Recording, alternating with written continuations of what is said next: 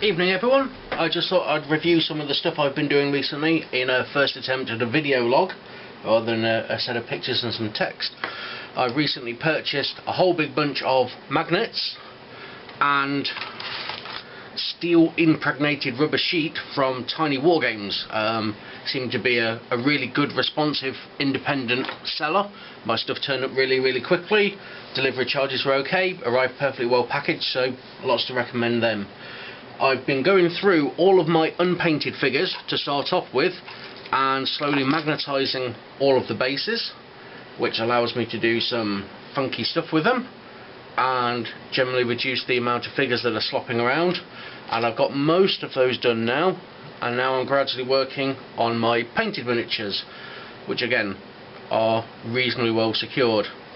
Now the magnets that I've gone with are the 3mm by 2mm rare earth magnets, which are reasonably strong, do the job quite nicely, and are just about manageable to work with. One of the advantages that I picked up on was the 2mm height roughly manages the depth on a Games Workshop standard slotter base. So I thought I'd just show you how I've been applying these, just in case it's useful for anybody. With a standard base, the slotter bases you glue slightly off centre, and just a generic open base, if I can find one, I try and glue into the middle. Now this one here, the glue was obviously not dried because that stuck itself to the magnetic card in the bottom of the tray, so I shall have to fix him later. Don't know quite what's happened there. With the metal miniatures, I tend to go with two. Originally I had 4 on some of the heavier miniatures, and some of the bigger models will still get 4, but I found that even with 2 there is sufficient force involved to keep them pretty well pinned. Oh, managed to pull him off the base there,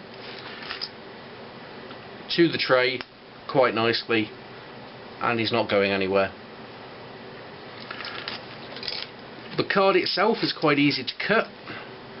Just use a run-of-the-mill X-Acto knife or hobby knife, and it's relatively easy.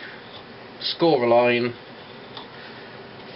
and peel it off to match the size of your bases, so no problems there. As for glue, I originally tried some no-name supermarket sort of pound shop style super glue and found that this really didn't work very well. That's quite possibly where that first one was, and I'm now tending to use bog standard impact adhesive, which is a lot tackier and tends to work much more nicely with the magnets, although it is a little bit tacky. So start off, spot of glue. Now I've got a bunch of 10 Spider Riders here. I'll just go through and put my dobs of glue, one in each corner. Again, quite possibly I don't need 2 on these guys as they're only plastics, but I like to keep everything safe and sound. And I went and bought 1200 odd magnets to do the whole army, and I've still got 600 left, and I'm doing the painted stuff now, so I reckon I should have enough. So I'd rather put 1 in each corner and keep them nice and safe. Quick dab.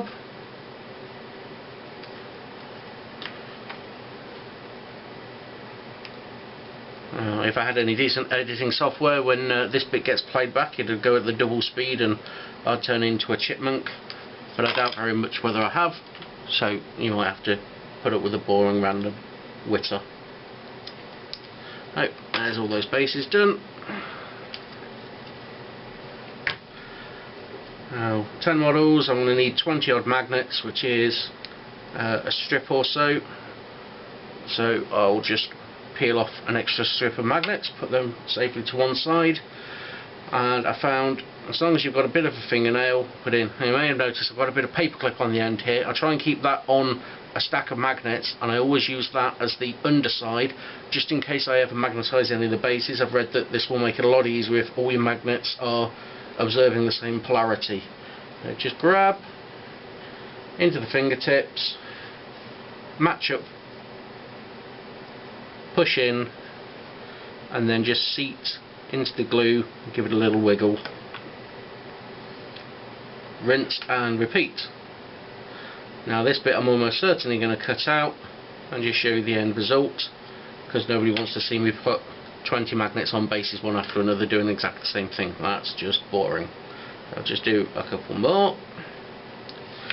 Now the bad side of the impact adhesive is that it does take sort of a good half an hour or so to set, during which time if you put the magnets anywhere near other magnets or the steel card, it will just pull straight off the base, stick to the card, and then you get the situation that we have here with the magnet glued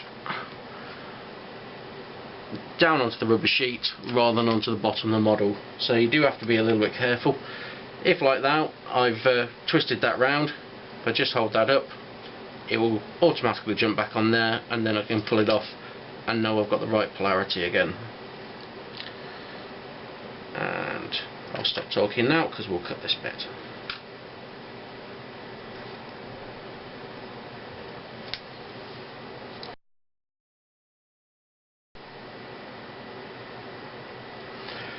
So there we go, all finished with 10 Spider Riders, and I've just re-glued the odd goblin who had lost his base. As I said earlier, I will leave those for probably a good half an hour to make sure that that glue's had a good chance to set, and make sure that the magnets don't just pull straight off the bases.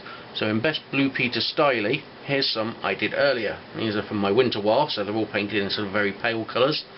Now with these bases, I found I had to do a good amount of trimming with my knife to get the slots wide enough to fit the magnet in, and that was the same on all of them. So they had a good hacking, drop of glue in just the same, and then push the magnet in.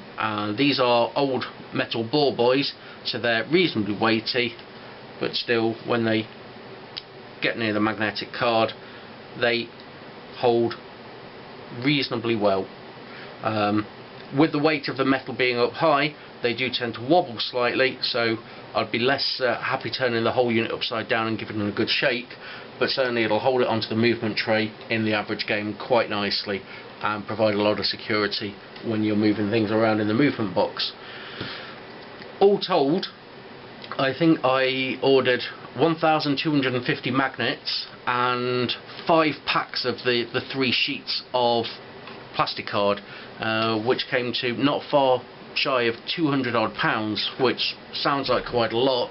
On the other hand, I do have probably about 15-16k points value of orcs, and by my reckoning I should have enough magnets and card to do all of the movement trays and every model in the force all in one go. So it's turned into a bit of a mammoth job. Has put me off my painting, as you can see from the massive collection of stuff that is half done that I've sort of got bored of or fed up or frustrated with. But I'm gradually working through. I've got just my painted units left now to stick down onto magnetic bases, and then I'll get back to cracking some of this stuff out. Hopefully that's been somewhat interesting or useful for anyone thinking about magnetising their bases. Bye!